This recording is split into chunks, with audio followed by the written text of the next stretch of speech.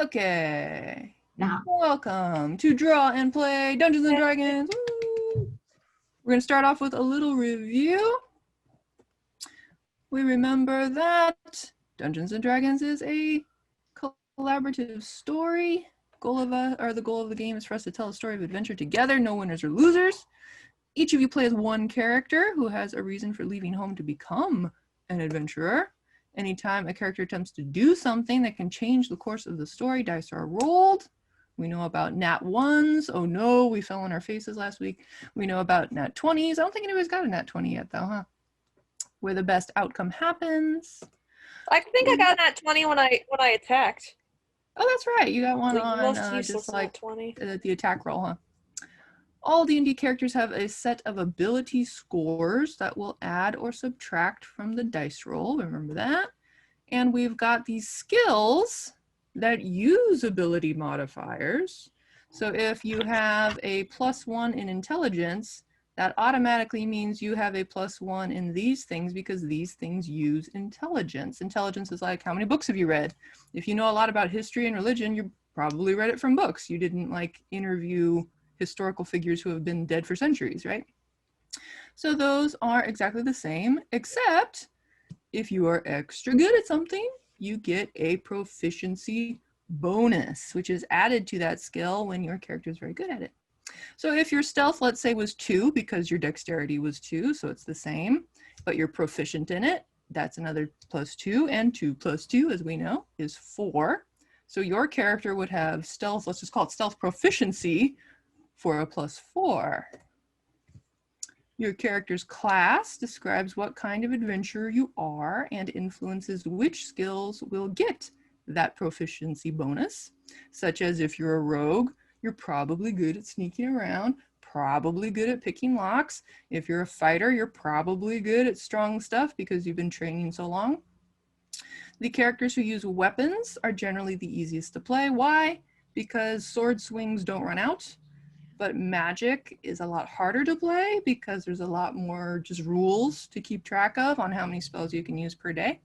And if you want to just do the middle of the road, a bit of both, kind of middle ground to play. There is a dungeon master, that's me. I narrate what your character experiences and observes in the world. Anything that you are going to see, hear, taste, touch, feel, is that the last one? Comes from me. You don't get to say like, oh, I see. feels good. Yeah, that's a different kind of game. I tell you when to roll dice, and I also tried my best to take care of the rules.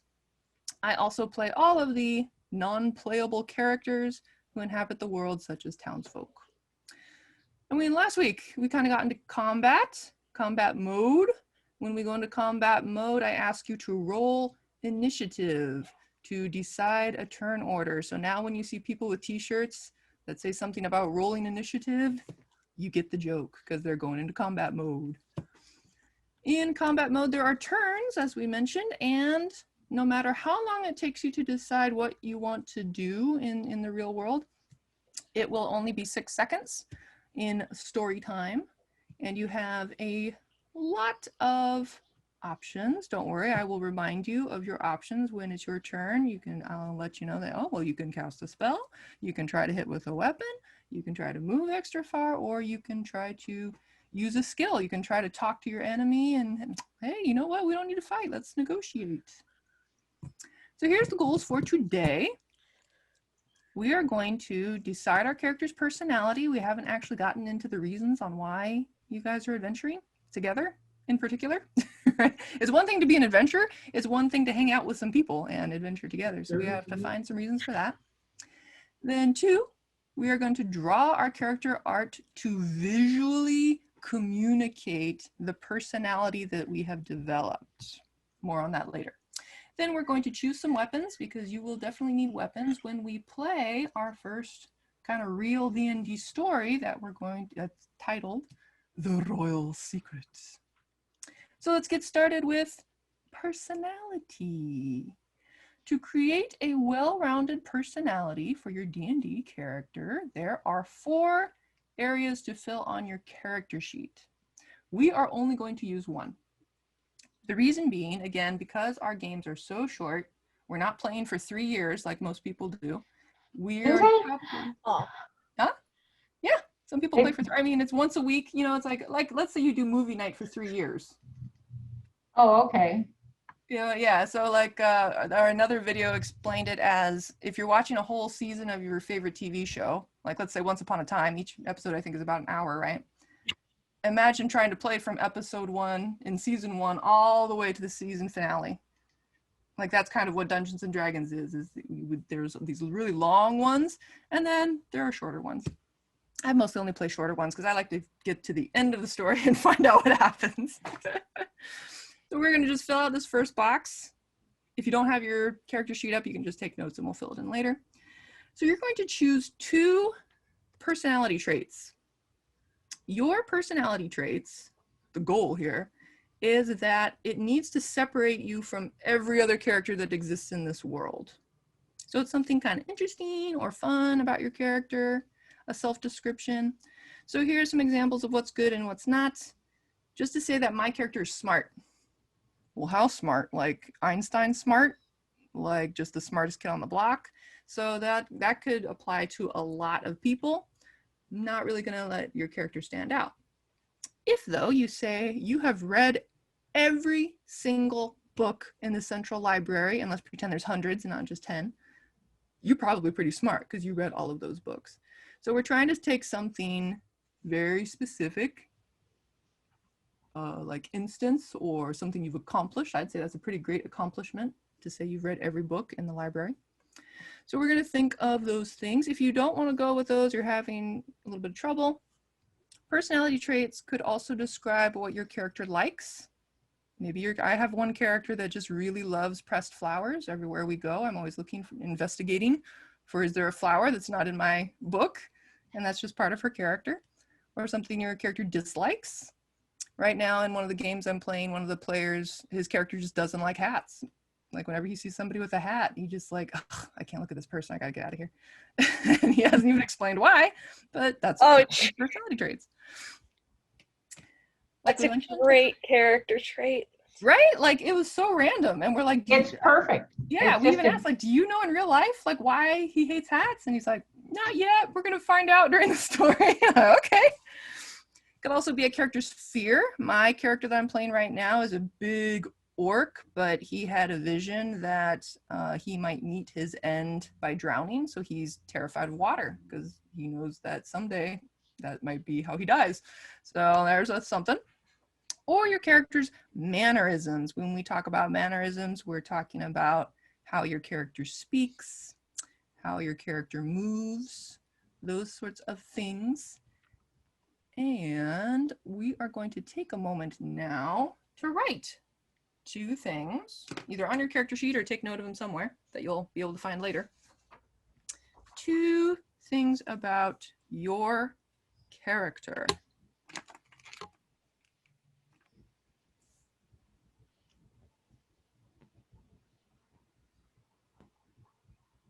feel like I should put on the Jeopardy music.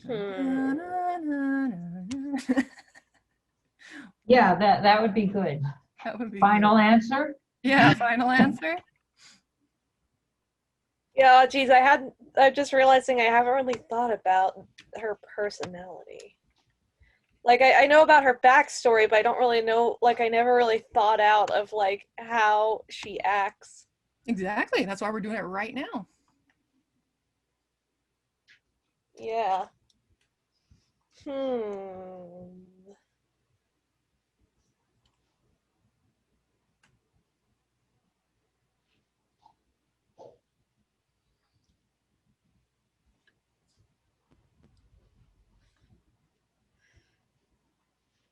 Oops, what happened there?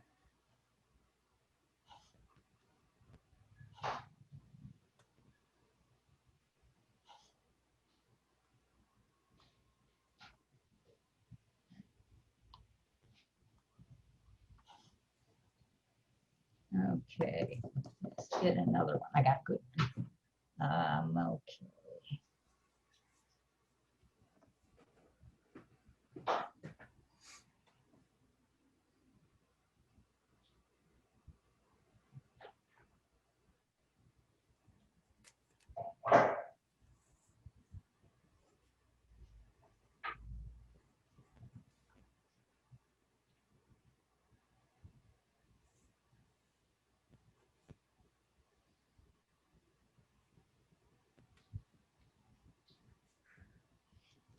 Got it.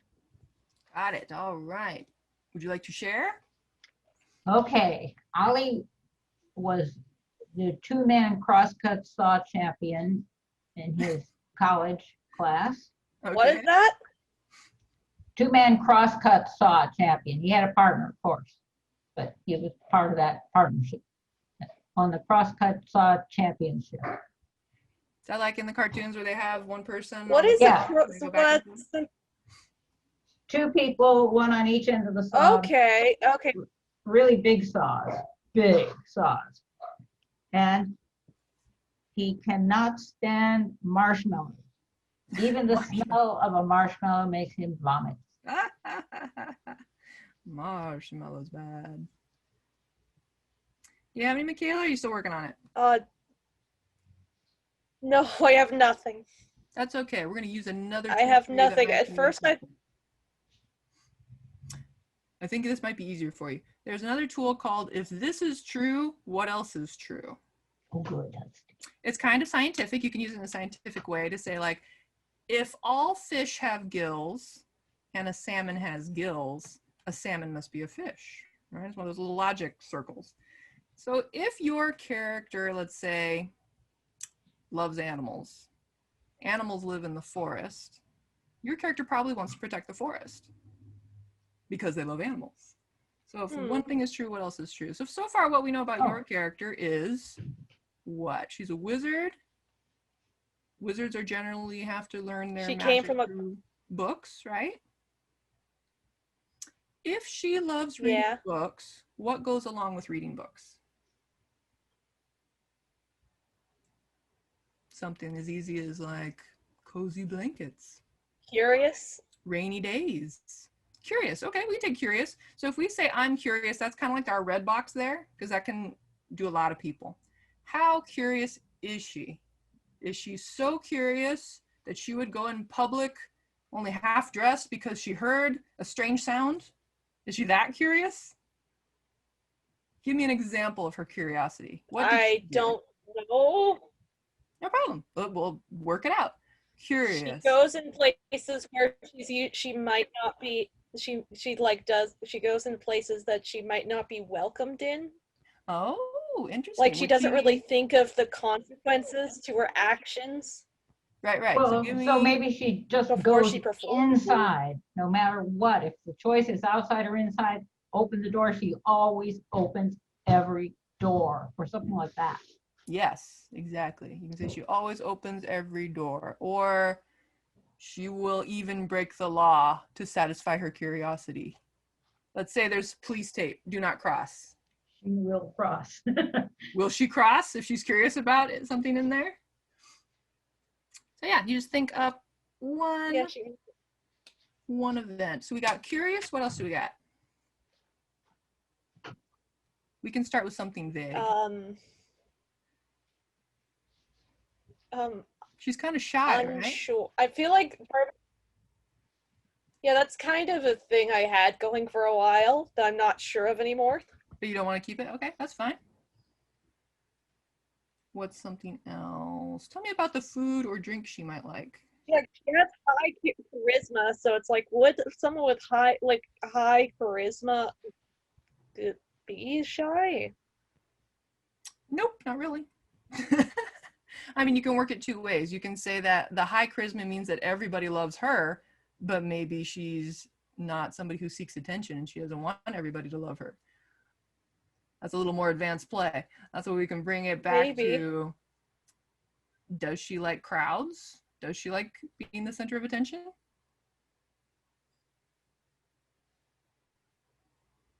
I don't know. Nope. Okay. Forget Does that. she pay I a really lot of don't. attention to clothes and makeup and looks? Is she very conscious of her own looks and trying to stay perfect all the time? No. Ooh, how does she feel about her clothes and looks? I don't really think she thinks about it that hard. All right. Would So you is say- she careless about her appearance? I guess. I'm sorry for being uncooperative. That's okay. No, we're just trying to get to know Yeah, we're just trying to get to know your Sophie. character. That's why I would go back to what did she eat for breakfast this morning?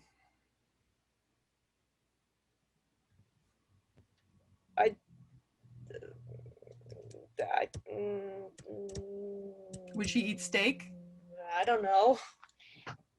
You can always fall back on No, yourself. I What doubt did she you would- have for Yeah. breakfast this Yeah, if you don't know, that's when you use a part of yourself. You go, what's something you like? Mac and cheese. Does she like mac and cheese?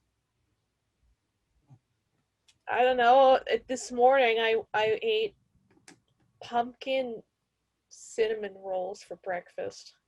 Good. That's what she loves. Pumpkin cinnamon rolls. I When she guess. smells pumpkin cinnamon rolls, Perfect. everybody get out of her way. Easy as that. I guess. Don't worry about it. You can change it later. Yeah, Maybe don't, just sweet. all we want to do is try it. Yeah. And if it doesn't We work, just- change it. Yeah, because we just need something to draw from today. So now your choices are you can draw her being curious or you can draw her eating a pumpkin spice muffin. So getting on to personality. Yeah, that's the second thing sounds dumb. When we're drawing personality, when we're drawing our characters in general, we're not just drawing what they look like. That's called just, well, let's see, let's separate this. There's character model sheets and there's character sheets. Character model sheets, model meaning let's look at this character in a turnaround, let's see what kind of shoes they wear. You might not know if they're curious or shy or aggressive. You just know this is what they look like. When we're talking about character sheets, not D&D character sheets, but just character design character sheets, we want to know how they behave. What does it look like when they move? So something that Walt Disney kind of pioneered was when he got the original Snow White story and the Seven Dwarfs. All the Seven Dwarfs were the same. Just 7 little men, identical beards, identical hats, no personality whatsoever. So he said to his animators, we are going to change this, right? And we're going to give them personalities. So now even though that they all still have, or almost all of them have the beards, almost all of them have big noses, we can see their character by how they behave. I went through and erased all their names, but I bet you can still tell which one is sleepy. Yep. Top center. Right, top center. Probably can tell which one is going to sneeze and is sneezy. Going to tell which one is the silliest, the dopiest. Oh, that's dopey? Oh, That okay. is dopey. So these kinds of things are Keep going shown- because I haven't identified them all yet. Okay. Bashful. Yeah, got him. Yep, got him. Then we've got Doc, who's the only one who doesn't have a name that signifies what he does. But he does have his Glasses? glasses, yes. Oh, Grumpy's an easy one, right? The All right. only angry guy. and then happy the must last be. one is happy. Okay, those last 3 are a little tricky, especially Doc. Yes. The only thing that Doc usually has that none of the other dwarves has is because he's the leader. If you were to look at these poses and go, which one is the closest to a superhero? Yeah, All right, chest up. He's the leader, all right? Whereas Happy looks fine. He's round and, he looks friendly, but he doesn't look like the leader. That is simply a change of pose, body language. That's it. That's the only thing that's different between those two, really. So let's see how we can take something in the personality and put it into our character drawings. So with Kristen's, we have Saw Champion. That might be something that you want to show in posture of like, hey, I'm a champion. You may not know that I was a champion, and could have that same kind of Doc posture of being very confident from past accomplishments. You could also have a moment of seeing a marshmallow and being like, oh, I was sick. I think I already mentioned, Michaela, you can go off of your pumpkin cinnamon rolls. You know, I always loved it when I was a kid watching cartoons. Whenever the scent of like a pie or something went through the air and the character would start floating and just like following their nose. Right. Those kinds of things. Or else curiosity. I don't like that at all. Really? I love that. Anyway, you were saying that you were drawing a curiosity No, expression. I mean like as a character trait for my character, I hate that. I Okay, don't like that. good. Now you know what you don't like. That's closer to what you will You end up will liking. like. But you did like curiosity because you brought curiosity up. So curious, you already had the Yeah. good expression you were working on. If you just make that into a whole body, we could probably do that. I am going to grab my, let's see, should I do this on paper? Yeah, let's just do the document cam. That's easier for me than the, whatchamacallit, tablet sometimes. So we are going to draw. Oh, and we're doing lovely on time too. Let's stop share, and I gotta plug in the Elmo again. I unplugged it thinking I wasn't going to use it, but I am going to use it. Let's see a few examples of personality. Unless you guys want to get started on your own characters, of course, you can just go ahead and start. But So we're supposed to draw the whole body this time.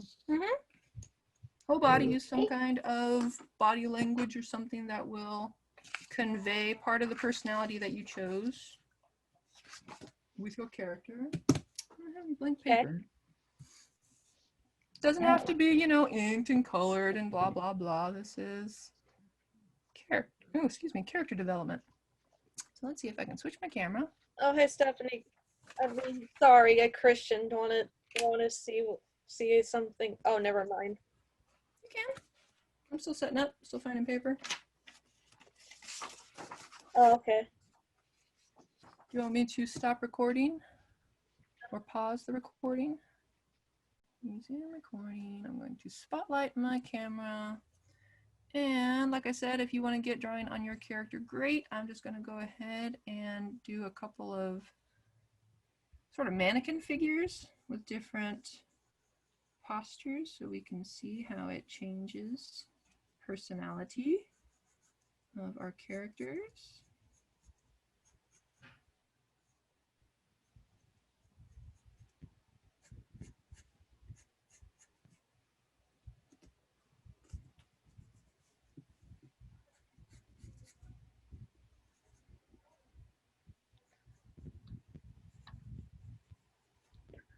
And we'll be drawing maybe 20 minutes, just so you have an idea.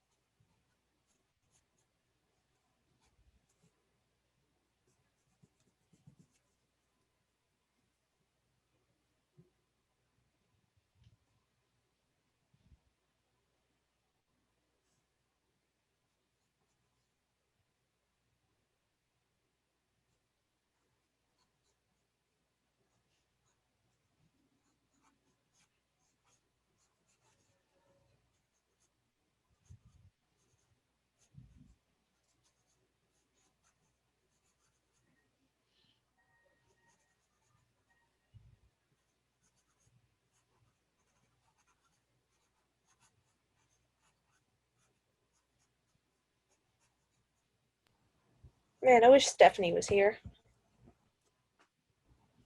Yeah, we haven't seen her this week. It's just tend to do things on Friday, it seems. Either gardeners or grandkids. Grandkids, they really slow you down.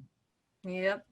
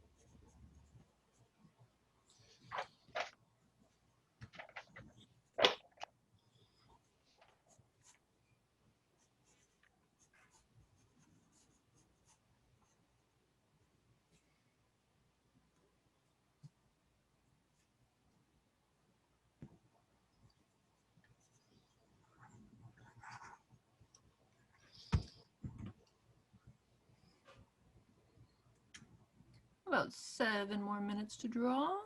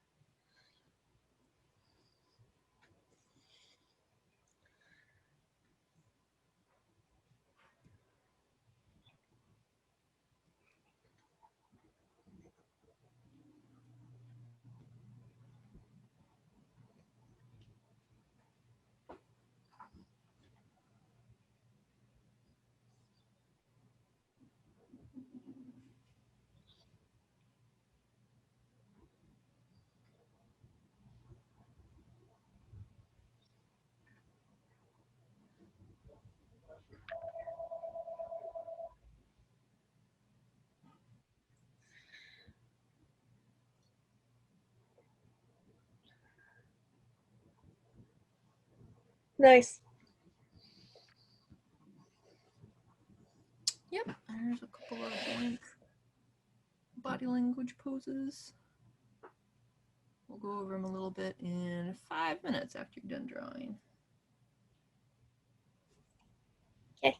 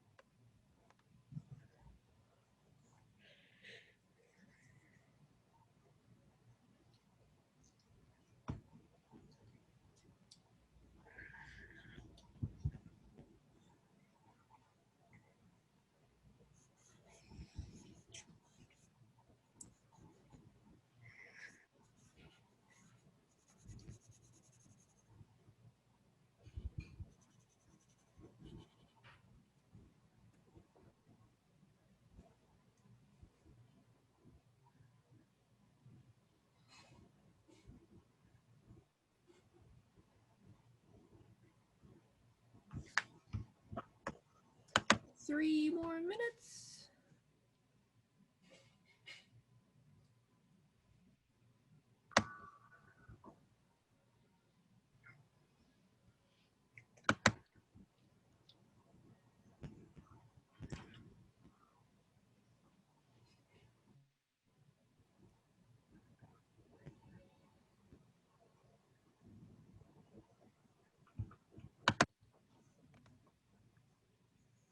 I think my parents just received a pizza. Ooh. You may want to go get a slice of that. Which is sad because I like. Yeah, sad. I like getting them right after they arrive. Oh well. Pizza will have to wait. I guess. You can grab a piece. Yeah, Well, I could- really. Okay. Okay. Quite We'll really soon be talking. You might as just, well like- be eating while we're talking. Yeah. D&D games have snacks. Yeah. Yeah, this is a bring your own snacks version of the game. Yeah.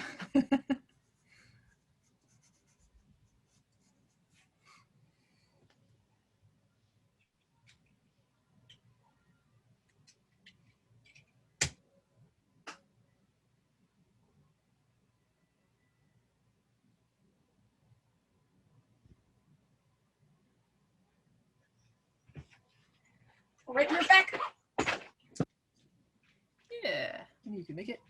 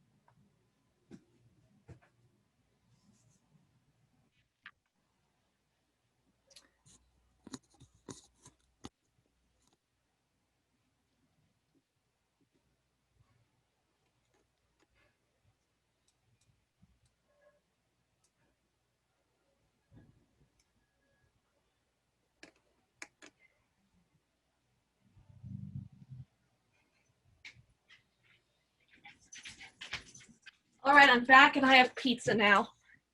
What kind? Excellent. Veggie pizza. The best. Yeah, and I also have a dog who's gonna watch me eat. Yeah.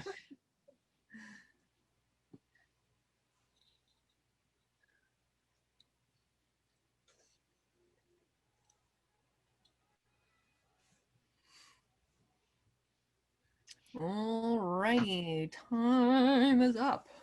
Okay. So here, let's actually go ahead and take a look at what you guys have, and then maybe we can find some ways to make it even better.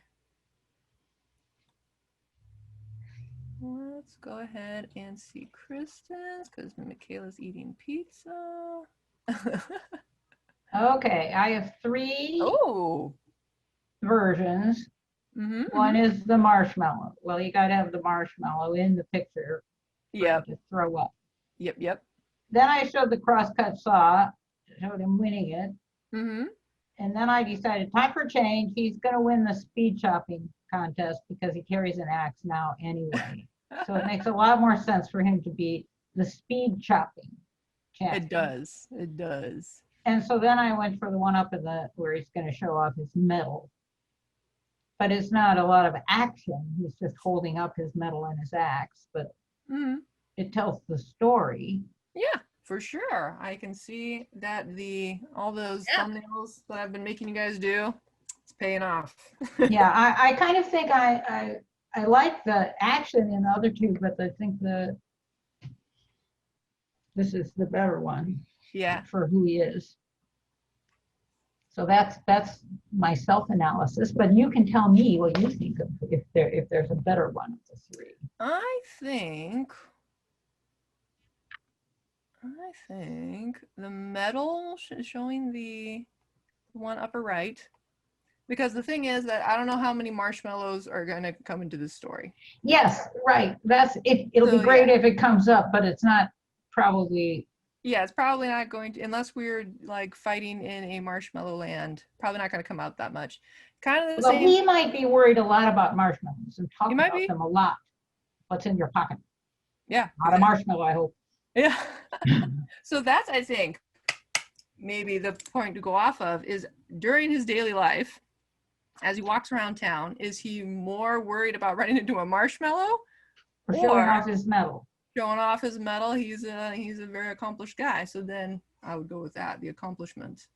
Okay, Rather than the fear. that's the one I'm tending to anyway. So Yeah. we'll do Okay. that. Sounds It's unfinished, but it's a sketch. Yeah. What do you got, Michaela? Can you screen share? Okay. Is your mouth full of pizza? Yeah, if your mouth full of pizza, then I can move on. Oh, here we come. Oh, okay. Hey. I like where it's going.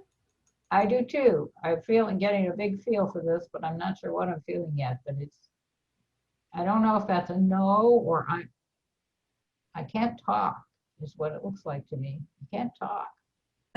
Can't talk. I'm tongue-tied. She's supposed to be like trying to grab her.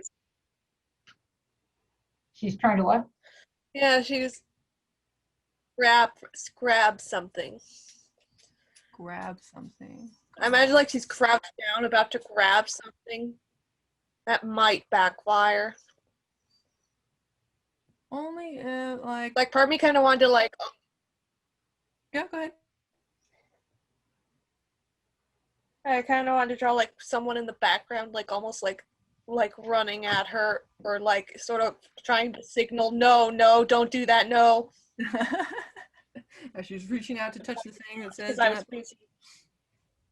Yeah, she doesn't actually look Yeah, to something me. like that.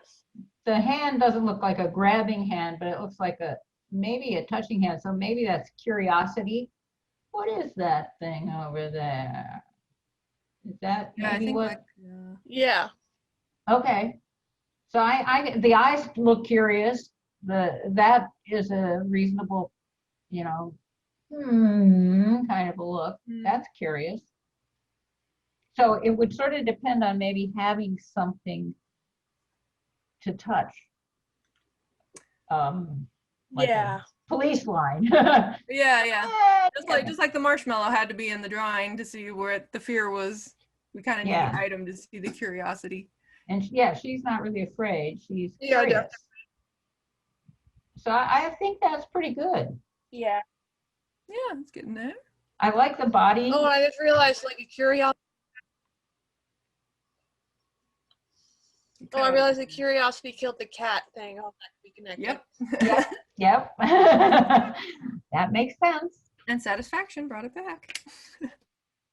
I like the way the legs are under her robe, that you can really see her gesture with her body and legs. That works well. Great tail. Her up hand, that arm might be getting a little long, maybe?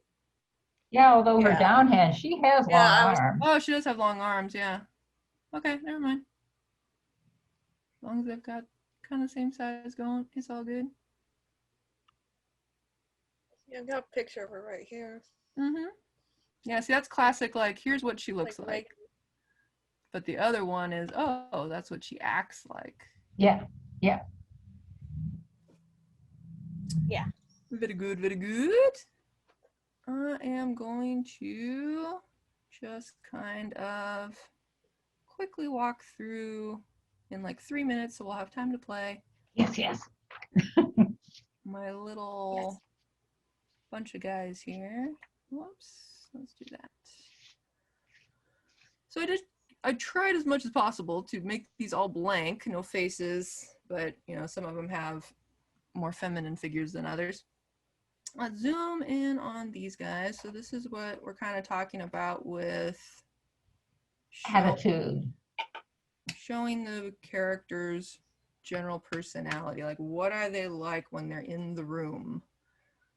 If you have somebody who's, you know, piglet type, maybe feels a little intimidated in here, probably going to be reflected. And we exaggerate, of course, because we're in, you know, character design. We're trying to really learn these concepts. So I really exaggerated the kind of the knocking of the knees, tried to make the helmet a little bit too big for the head. So it feels like, oh, just out of his league, versus somebody who stands confidently, even has their helmet tipped down so that they can look extra cool, those kinds of things. Over here, got the typical big bruiser bouncer guy. Of course, we know from shape language that if we really want to make them strong, we'd block them up. But the other one, I wanted to show you this head tilt. Head tilt, classic from animals, is kind of like, huh. Yeah. So if you have a character that's a little, how do you say, like a little off kilter, sees things a little differently, they will probably not go around in the world with their heads straight up, because that's what everybody does. If they're looking at the world in a different way, they'll probably have their heads tilted like all the time. Oops, scooching up here. I was trying to show, I kind of ran out of room here, trying to show a little bit of the difference between putting the hip line the furthest out versus putting the chest line the first out.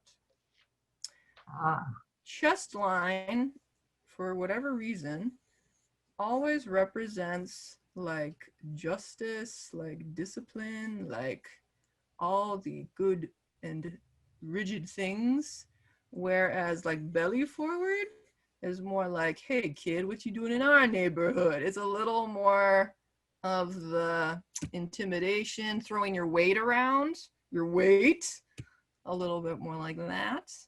I did a little curiosity thing going off of Michaela's prompt, a little more like Sherlock Holmes, maybe looking at footprints, going, oh, what is this? But again, I'm trying to get everything to support the feeling. If the feeling is, I need to look at this, I'm investigating this down here, that's why the back is bent. That's why the face is going to be thrust forward. It probably would have been even better had I put the head here. Yeah. Whoa, that would be even better as to, oh, I'm looking at this thing. You're going to throw it all forward. Going over into some other characters here. The thinker, if you have a character that's thinking all the time, again, probably not upright posture, even though we learn to draw the head and then the shoulders and then whatever. And then we just say, oh yeah, this character thinks a lot. But, you know, show how he thinks a lot or she thinks a lot. If somebody's bashful and shy in big crowds, there's that feeling of, I got to protect myself. The elbows come in, knees come in, everything crunches down. Whereas if you're there to seek attention, you want to flaunt your best to everybody. Maybe there's, you know, bling and I'm so rich and look at my fancy hat. Everything's on display. If you're like checking people out, probably gonna be not this for sneakily checking people out. Not this, not this. It really only comes down to how the character's feeling, what they're doing. Somebody who's plotting something, maybe rubbing their hands, like, probably up to no good. Somebody who's a scaredy cat, germaphobe, probably going to be in fear poses the most. Who's probably the cheerleader between these three? The middle one. The middle one. And we just know it, right? We just know it. But I bet you when we start drawing, it happens to everybody, I'm drawing a cheerleader. Here's my cheerleader. She has a beautiful skirt and she has pom-poms and she has great hair. But this is the cheerleader. This is person Yep. dressed like a cheerleader. So that's what I just want you guys to think about. Whenever you're drawing, think about what is the character feeling? What are they doing? What are they trying to accomplish? Are they trying to show off? Are they trying to hide? Are they trying to keep people in check? What would your body be doing to get those things done? It's very interesting, very, very interesting. All right, let's go back to me sharing my screen because we have, I think, one more slide to look at. Let's go here. So we drew, excellent, and let's go to weapons. Oh boy. So today you get to pick your weapons. Maybe you've already picked it, that's fine too. Actually, I'm gonna change my camera here. I think I'm, oh no, I'll change it later. You have your name of the weapon on the left. These are just some, there's a huge list, but here's just some that you can choose from. This is how much it would cost. We don't really have to deal with that because we're getting these weapons for free. But if you had to pay for it, oh, some are more expensive than others. You might not be able to afford the one you want. This is the important number right here. The 1d4 or the 1d6, we recognize this as meaning one dice with 8 sides, or one dice with 6 sides, or one dice with 4 sides. So we can tell just by the dice number that a great club with an 8-sided dice is more likely, or to have, you know, the potential of getting 8 points of damage, where something that has only a 4-sided die, the highest it can go is 4. Then over here, you'll see some kind of description of what kind of damage it's doing. This has to do with armor later on. Sometimes you have armor that is good against piercing, like an arrow. If you're going to wear, you know, chainmail, that's to stop the arrow from piercing you. A javelin might not work because your armor is against piercing. But we're not going to get too much into that. I just want you to know that's what it means, is there's different kinds of damage it can do. Spells have the same thing. Later we'll get into spells. Where, you know, if you're casting a fireball, going to do fire damage. If you're doing a wind spell, going to do some kind of wind damage. Electricity, going to do electric damage. And again, there are things to combat that. And I'd say I have resistance to fire because I'm wearing fireproof clothing or something like that. So go ahead and pick your weapon. You're going to write down the name of the weapon, which is in the left. You are also going to write down which dice you're going to use for damage, which is that 1d4, 1d8, 1d6, whatever that is, on the right-hand column. So we just get one weapon? Pick one? Yeah, go ahead and pick 2. Okay. Just in case, just to see how different things work. Go ahead and pick 2. Okay, I'm back. And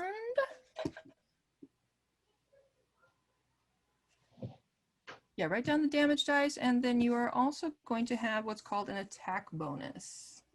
Let me switch back over to my document cam here and zoom in. So here's your little thing on your character sheet. Let's say I have a club. So there's the name of my weapon. It told me it does, let's say 1d6, I don't remember what it was. Let's say it does 1d6 damage. And your attack bonus is going to be made up of your strength modifier. So let's say my strength is 15, that would give me a plus, take away 10, divide the 5, 2.5, got to round down, that give me a plus 2, right? So plus 2. So that means my attack bonus is a plus 2. What does that plus 2 mean? Remember when we are attacking, we have to roll a d20 to see if we even land the hit first? You get to add that number, 20, so that you'll have a better chance of hitting. And guess what? Remember our old friend proficiency? Yes. If you pick a weapon that you are proficient in, let's say Rangers, for example, bow and arrows, Legolas, right? They're very good at shooting arrows. They get to add that plus their proficiency. So let's say it was this, that'd be 2 plus 2 equals 4. So now, ooh, you get to add 4 to your attack roll. So go ahead, and I'm just going to have you choose. Normally you have to like look up your class, see which one you're proficient in, blah, blah, blah, blah, blah. You have 2 weapons. Let's say I have a club and an axe. Just go ahead and pick one of them. You can mark it with a star or something that's you're proficient in. Oh, okay, So cool. we'll get one as a proficient. The other one will be normal. Let's say this is 1d4. I don't know. Go back to the list so we can look again at the, Oh, sure. Or- Let me go ahead and. I only got one chosen. Okay. It's so Let's go back difficult to know. here. There we go. Yes, okay, what else do we need? This What's Oh, I know SP? what I want. Sorry, I was away. No problem. We're picking out weapons. So you already have your staff that casts magic, but you can pick an actual weapon.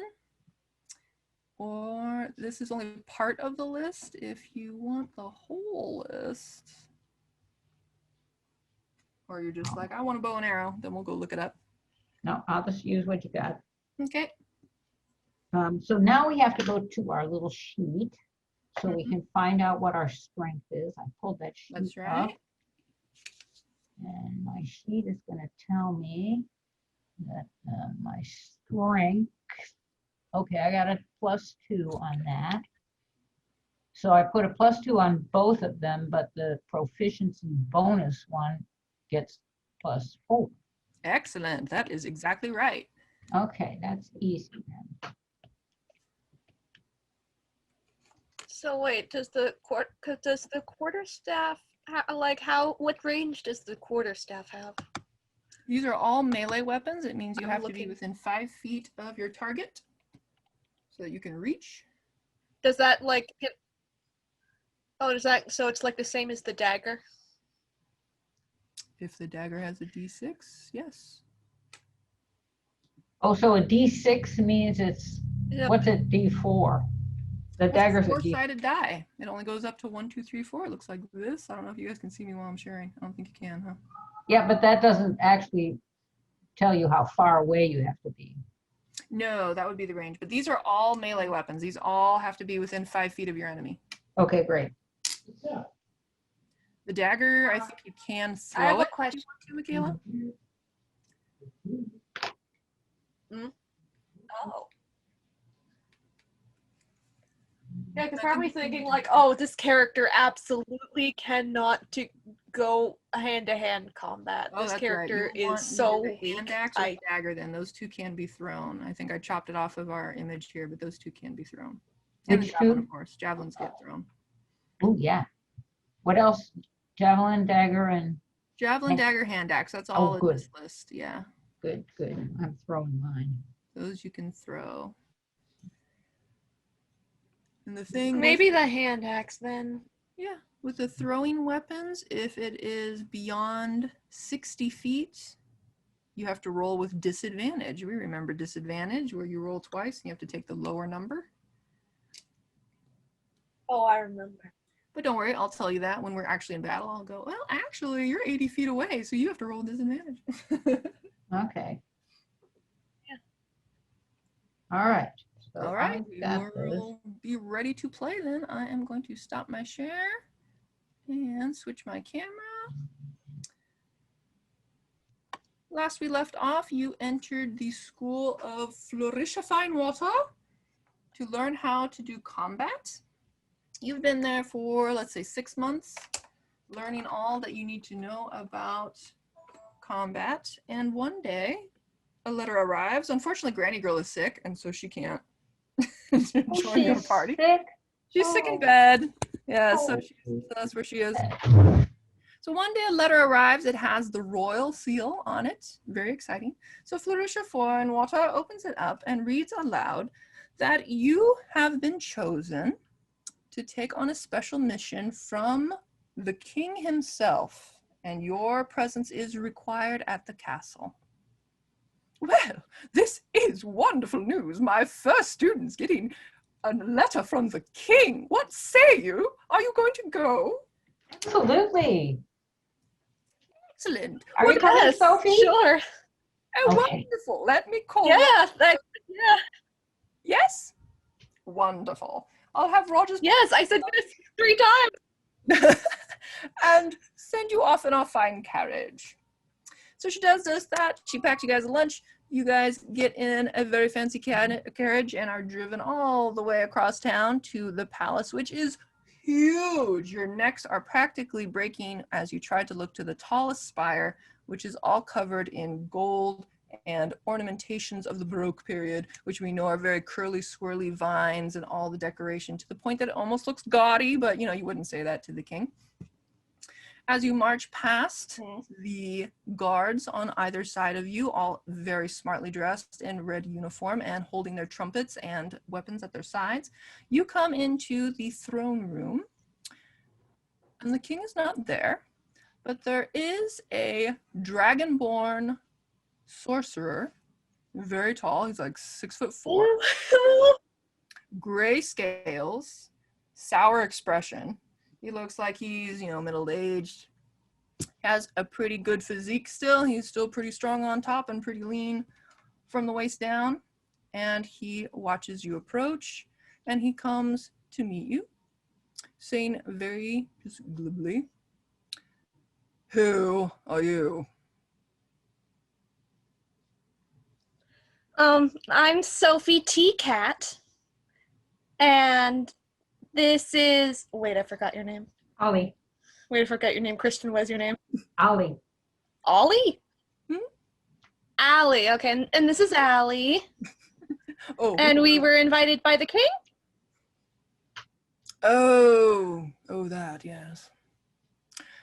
Well, the king is not here at present, but I believe I can tell you the details of why you've been summoned here. Come with me. He takes you through a small door that looks a little bit shady, like it might lead to the dungeon. You're not quite sure. But he takes you through those doors and into an office that is decorated a little bit like Halloween. There's some things floating in jars. There's some skulls. There's some candles that are burning very low. Not a whole lot of natural sunlight makes it into this room, but it does have a little bit of sophistication with the velvet-covered chairs and the many, many books that line the bookshelf. He gives you a seat and gets down to business. As you know, our prince has been betrothed to the princess of the neighboring kingdom. It's very harmonious. Everybody's happy about it, except the merchants. You see, once these kingdoms are combined, they can no longer export and reap the great profit from the trade between our two countries because they will all be one country.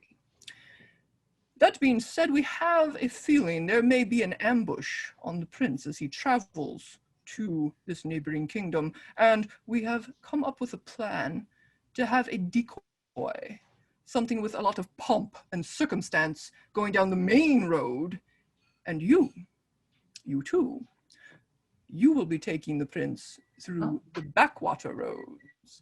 In fact, through the Misty Wood, as I'm sure you are aware, is full of unpleasantries. How does this sound to you? Will you be escorting our prince? No problem. We can do it. Yeah. We were fighting scarecrows just yesterday. That was out of game. My laughter is out of game. Goblin. He's not so humorous, but he says, "Very good.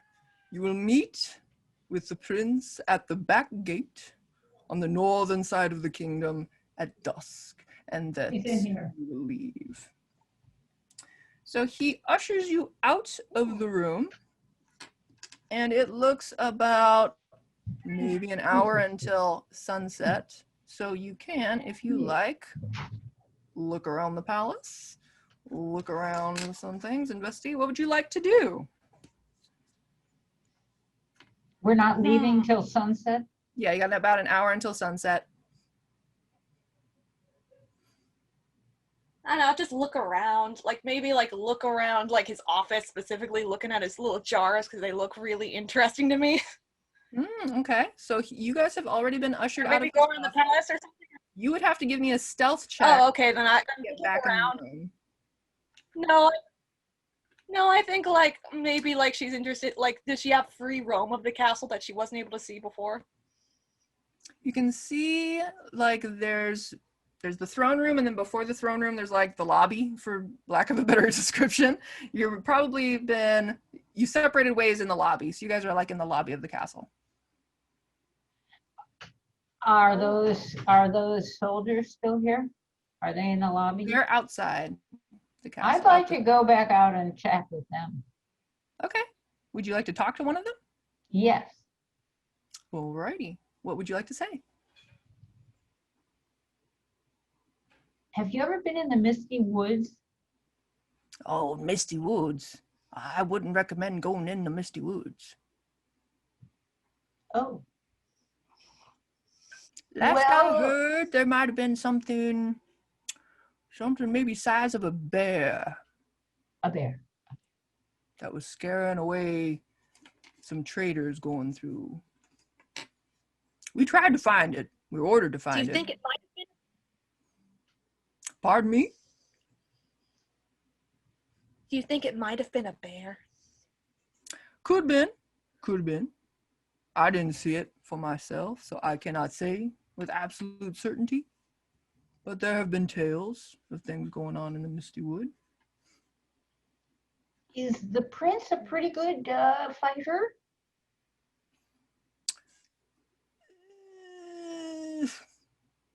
You know how there's those fancy schmancy tournaments?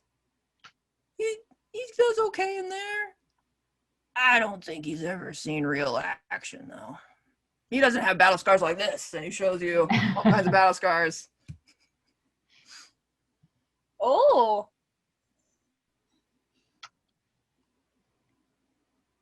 Is there a yeah, place in here that we could get some more weapons? Of course, there's the blacksmith right around the corner. Sophie, I think Oh, sick. we might want more weapons.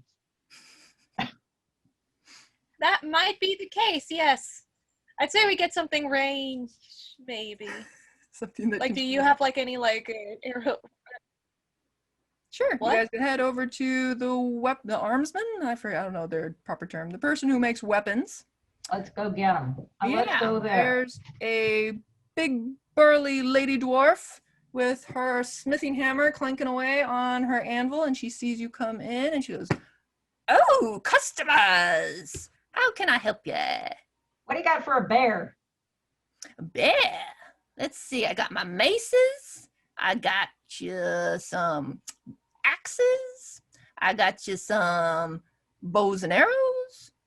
What's your pleasure? Stun gun. Stun guns ain't invented yet. I don't think. But let's see what else we I got. know. I can give you let's see. I got a crossbow. That's about the closest thing to Oh, a I gun, would. Yeah, that. whatever that is. Crossbow might be good. You know, We- crossbows seem cool.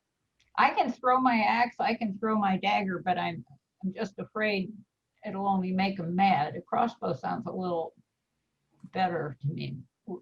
All right, go ahead and write on your paper that a crossbow has a 1d10 for its damage. And it has a range of 100 feet. Well, this is a good one. I'm realizing now I probably shouldn't have eaten during this because it's hard to write down with dirty hands. You'll know for next time. So we can both use our crossbow? Yeah. We can Mhm. pass it back and forth? Oh, good, excellent. All right, so then we can surround the bear. I can distract and you can get him in the heart or something, or the other way around.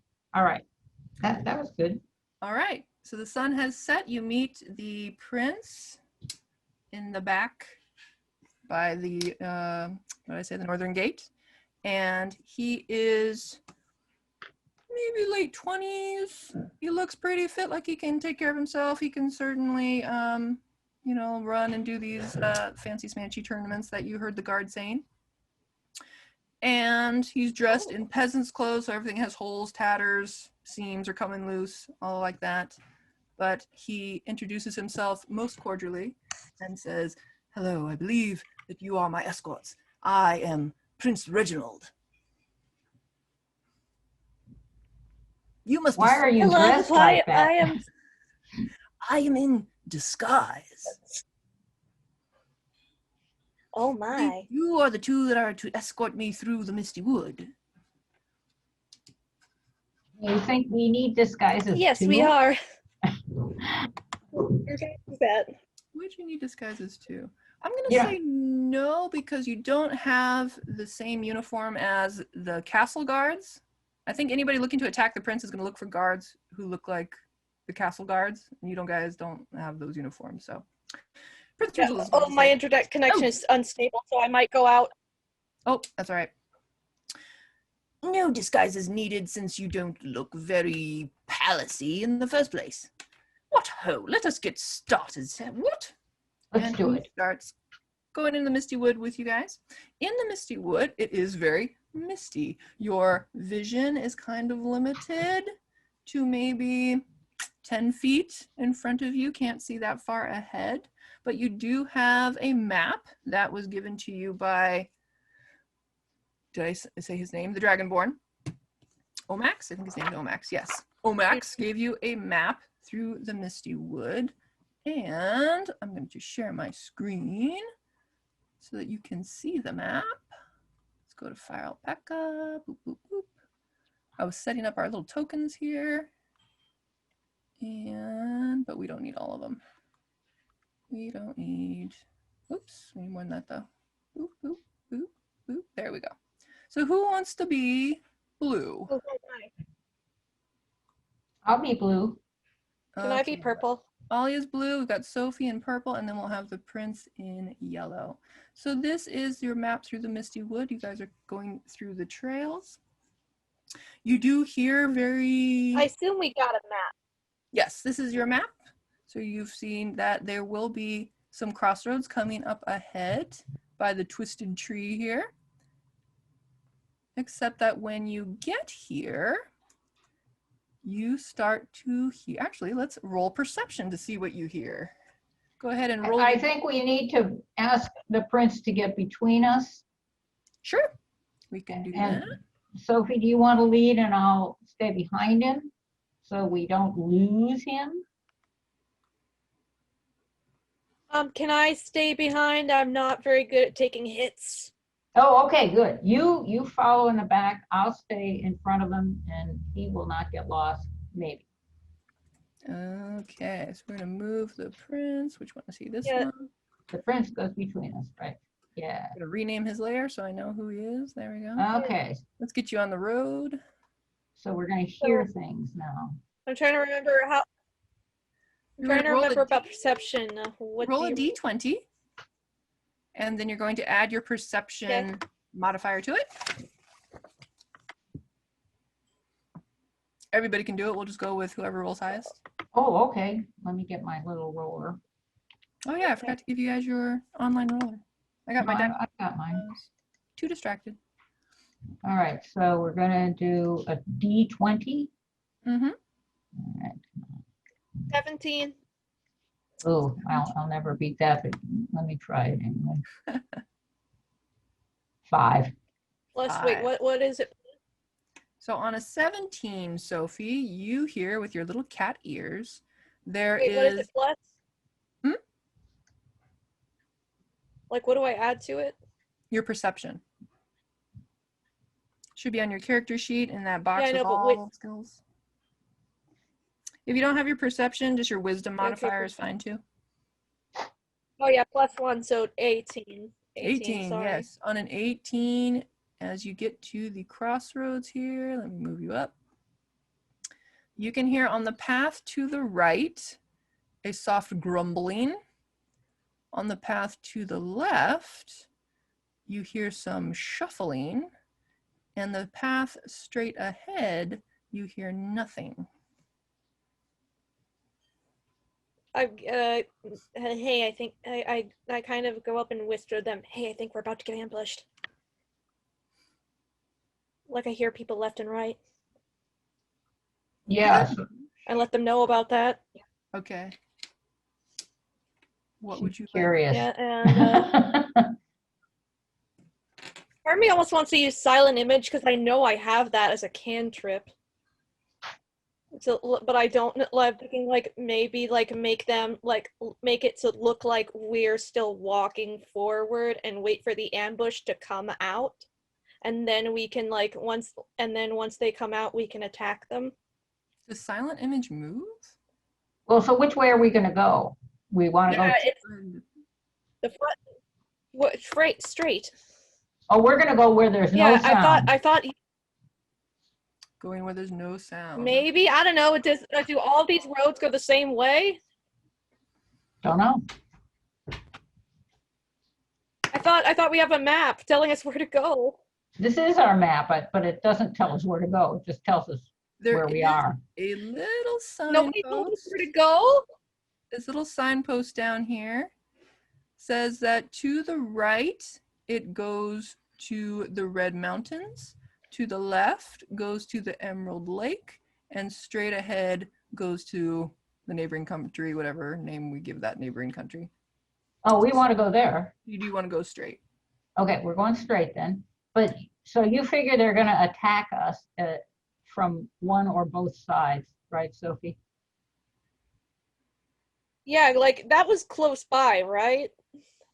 Like not like down the roads, like that was close by, right? You could hear it. You can only see 10 feet ahead of Okay, you, yeah. but you could hear it like it was 10 feet from yours, maybe 16. Yeah. Well, let's go forward enough to see if they will attack. Okay, so we got, well, let me ask you guys, do you want to try to stealth your way through this and not make any sounds so that you might go through undetected? Sure, yeah, that works for me. Sure, okay, we could try that. Go ahead and roll your D20. Oops, and add your stealth. If you don't have your I got 17. Oh, 17, all right. So let me find my stealth. My stealth. Okay, I got I I got got 12 I got a 3 on plus stealth. Okay, so Ollie makes it through. plus 2, so it's a 14. 14 makes it through. So Let's see if our Prince 14. makes it. 14? 14 makes it through. Let's see if our Prince makes it through. Yeah.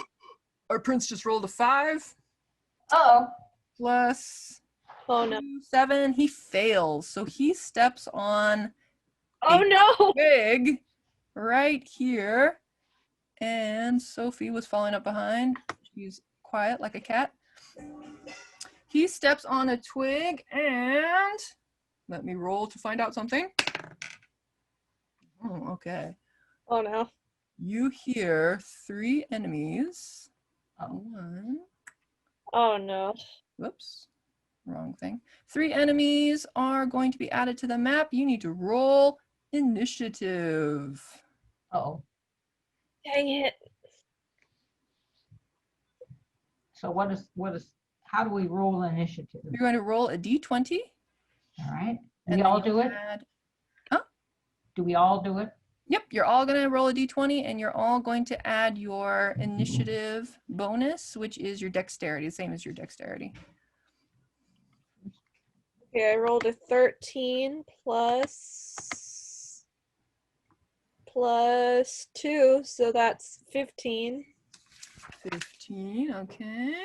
Okay, so I have a 13 plus, I gotta find my initiative. Oh no, I gotta find my what? You're going to find your dex modifier. Dex. Dex. Oh, it's a 3. 3 plus, what did you roll? 13. 15, got it. So I have a 16. 16 total, okay. And then our Prince rolled a 3, goodness. Oh gosh, why are you being such a bad prince? I know, yeah. And then the bad guys are rolling a 10. So they've got 12. So the order is that the prince goes first, then the bad guys, then you guys. Okay. It is 6:32, so we'll do one round and we may have to finish this up next class. But Okay. the prince is going to actually hold his turn, which just means pass. I don't know what to do yet. And he can do it later. The bad guys are going to take some movement. We were talking about movement before. This one up here, he has a movement of 30. So he's going to go 5, 10, 10, 15, 15, 20, 25, 25. 30. Uh-oh. He is within range and he's going to make an attack on the prince. He fails. So he swishes his sword, but the fog has made him discombobulated, I guess, or maybe the prince just ducked really fast. But for whatever reason, the prince misses that attack. The second one over here has a bow and arrow. So he's going to fire said bow and arrow to the prince. Man. He rolled a 5. My goodness, this is a bad dice. Oh, Good. He pulls back his arrow, shoots, and it goes right past the prince's hair. Probably takes off a lock of hair in slow motion if this were a movie. And then this one behind the bush is going to go, oops, wrong layer. Boop. So this one? Yes. 5, 10, 15, 20, 25. He makes it to the prince. He's going to whip out his dagger and take a shot. Fell on the floor. oh gosh. It's a 14. It hits. Uh-oh. So he is going to take his damage, and he rolled a 4. So he attacks the prince for 4 damage. He slices at the prince and just kind of makes a flesh wound as his shirt starts to get a little bit red. Next, it is Sophie's turn. Gosh. What would you like to do? I'm close enough to touch the prince, right? You have to move 1 square over, but yes, you can. So can I do it on this turn? Sure. Like my base speed is 30 feet. Yes. Okay, so I'm gonna cast a spell. Okay. It's a touch spell called Mage Armor. You touch a willing creature who isn't wearing armor. A protective magical force surrounds it until the spell ends. The target's AC becomes 13 plus. Its dexterity modifier. The spell ends if the target dons armor or if you dismiss the spell as an action. Got it. So you do that, and okay, so I get magic armor. Yes, he does have magic armor. I just raised his AC. You only moved 5 feet so far, so if you want to take the rest of your movement now, you can get away from the danger if you want. Oh, yes, I would like to do that. I would like to go away. Great. Which direction would you like to go? Hey. What? Go away. You're leaving me alone here. Because I'm bad at if they stab me, there's a chance I'll die. I only have like 6 HP. Okay, just go somewhere where you can keep an eye on them. 15, 20, 25. You want to move back here? Yeah. Maybe like a little more down, or like sort of like. Yeah, go like up over, so then you can get like, these 2 guys with like one of the guys like in my eyesight. Right there? Basically, so I can if I want to do it. Yeah. Yeah, you could use a crossbow from there. All right, Ollie, it's your turn. So she didn't have to roll a dice to use the spell. When you got a spell, you just use it? Correct. Okay. I don't have any spells. I'm just he's gonna... a willing creature, so... So I want to throw my axe okay. I think I'll probably try to knock out the closest one first. Closest one first, this guy here? Yep. Okay. What do I do? You are going to roll your D20 and add your weapon bonus to it. Well, my axe is a D6. That's for damage. First, you're going to see if you even made contact. Okay. With D20. the guy, yeah. So I'm going to roll my D20. You should go after the guy. I did well on the D20. What do I? You're going to add your attack bonus. We showed there's on your weapons. We had the +4, the +2. Oh, I have a +4 on that. Okay, so I got 23. Whoa, that certainly hits. So you fire your crossbow, get the guy No, square. no, my axe. I'm throwing Oh, my I'm sorry, axe. your axe. You throw your axe, get it square on his armor and knocks him back a little bit. Let's have him knock back a little bit. He's like, ugh. And then go ahead and roll for damage. So that's the one where you use your D6 or your D4 or something like that. Okay, it's a 6, D6. I got a 2. And then you get to add your strength modifier. Okay, my strength is probably 2. Oops. Yep, oops, okay. Strength. 2, yes. Okay, so I got a 6. 6. All right. You hit him for 6 damage. He is looking very tired, very hurt. He can't quite stand straight. He looks like he might only have a little bit left in him. Good, okay.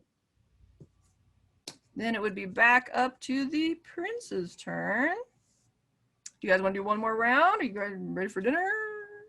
You can hear my dinner in the background, right? Yeah. Dinner's ready. Yeah, we should probably stop because we Yep. won't be It's happy. very exciting, but we can pick this up next Friday, right in the middle of combat. I'll save my sheet so I know how much damage you've already done. All right. Fun, fun, fun. We're getting into the real stuff now. I've thrown the axe. Yeah. We've Yeah. cast the spell and we still have our crossbow. And you still have your crossbows. Yes, I think you guys are going to make short work of these goons. Is my axe gone now? Or did it come back? It's in the guy, so after battle's over, you can go and pick it out. Okay, I can go get it. Okay, Yeah, all right. go get it. Thanks, Dungeon Master. Yeah. See you next week. That's it then. See you next time. All right. See you next week. Bye. Send me